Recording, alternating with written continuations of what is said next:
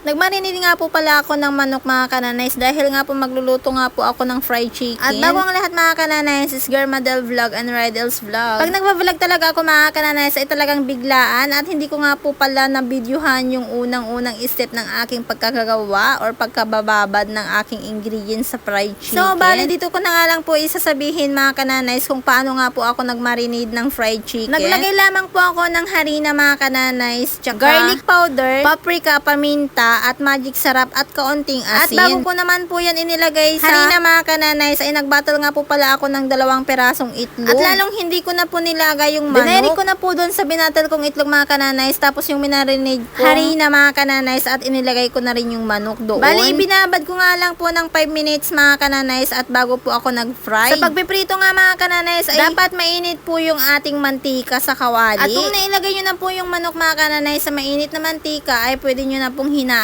yung apoy para hindi po agad itong maluto or mabiglang maluto, para naman po sa ganon maluto po lahat hanggang sa loob. Nung Sunday nga po namin nabili ito mga kananays, kung naaalala nyo nung nagsimba po kami. At nagsabi nga po ako sa asawa ko na bibigyan nga po kami ng pang Jollibee naming 3 at para doon na rin po kami kakain ng tanghalian. Kaso nga lang mga kananays, iniisip ko yung 500 po na ibibigay sa amin ng asawa ko para sa pang Jollibee po naming 3 ay ibibili ko na nga lang po ng 1 kilong manok, mas marami pa. Kesa yung 500 mga kananays ay baka bitin nga po yun sa amin. Kaya inisip ko na nga lang po na mamalengke na nga lang po kami at dito na nga lang po ako sa bahay magluto ng fried chicken. Nung sinabi ko na nga sa asawa ko mga kananays na ipalingki ko na nga lang po yung 500 pesos ay dinagdagan pa nga niya ng 500 pesos. Ay wow naman, for the go. At ito na nga yung naluto ko mga kananays at ito rin yung mga request ng aking mga anak. At dahil nga rin po nagki-cravings din po ako ng fried chicken. Nung nakaluto na nga po pala ako ng 4 na piraso mga kananays ay nauna na nga po akong tumikim dahil nga po natatakam na po talaga ako. Una ko nga pong kinain ay yung balat ng manok at napaka-crispy. At napakalinamnam po yung nilagay kong ingredients ng aking fried chicken. Pero wag po kayong mag-expect mga kananays na yung minarinade kong fried chicken ay katulad din po doon sa Jollibee. Syempre mas masarap po yung marinade doon sa Jollibee. Pero itong ginawa ko mga kananays ay saktong-sakto lang yung lasa at napaka-crispy naman ito. Hindi nga ako nakontento mga kananays dahil nga po wala po akong sausawan or sauce mga kananays, kaya naglagay na nga po ako ng Mang Tomas. Titikman ko nga po kung masarap lalo na pag may Mang Tomas. Hindi ko nga magamit yung tinidor ko mga kananays dahil nga po natusok ko yung buto ng manok, kaya ayan kinamay ko na nga at kinagat. Kaya sa mga oras na yan mga kananays ay talagang nagugutom na ako dahil nga po ang breakfast ko nga kaninang umaga mga kananays 1